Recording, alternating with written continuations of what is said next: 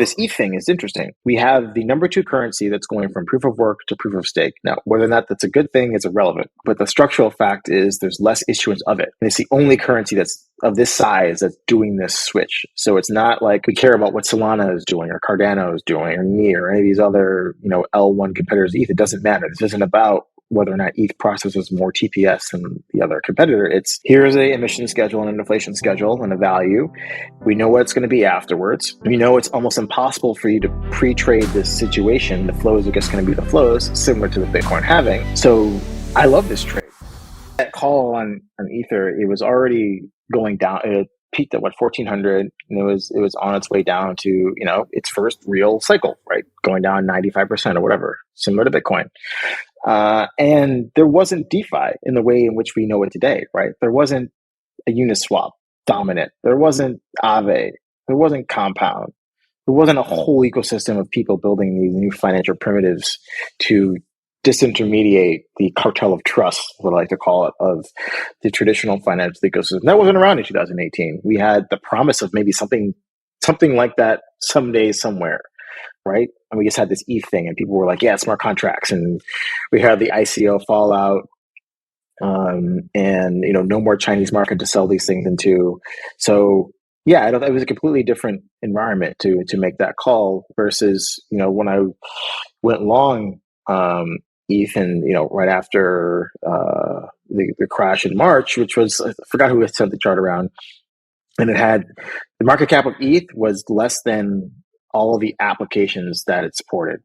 So either you believe that ETH is complete dog shit and has zero value, and therefore these apps are going to go like that, even when they're already down 99%, most of them, from a lot of them when they issued in 2017, or hey, this ETH thing is really, really undervalued based on what it can do.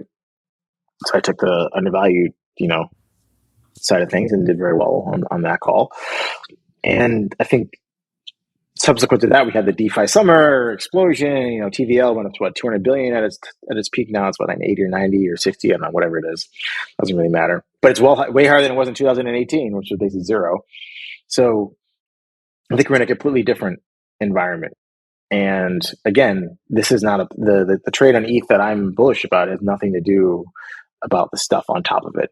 Unless you're going to tell me that all the stuff on top of it's going to stop working today and no one else is going to use it, then okay, I'll admit, then who cares about the merge? There's no one to spend money on gas. They wear the right clothes, they talk the right way, and they get allocated money, and that's the game, and that's perfectly fine. Nothing wrong with that.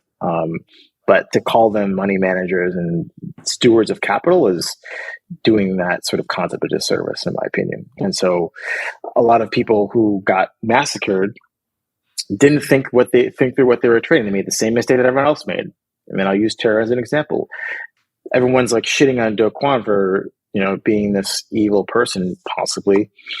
As an outsider looking in, I don't know anything about the guy. I only met him once. And as an outside observer, how Terra was written about in the white paper. They told you exactly what's going to happen in this scenario. The death spiral. It's there. The math is there. No lie. People didn't read the white paper, and then they're surprised they lost all their money. And that's the retail person, and that's the institutional money manager who went out there and told people you can give them a 20% yield with infinite Sharpe ratio because there's no drawdowns ever. Right? It's the same trade. And so, again, I don't, and in crypto, at least I don't really see much of a difference in terms of institutional. Yes, there's some very talented traders, very few of them, who can make money in all different circumstances and have very good risk management.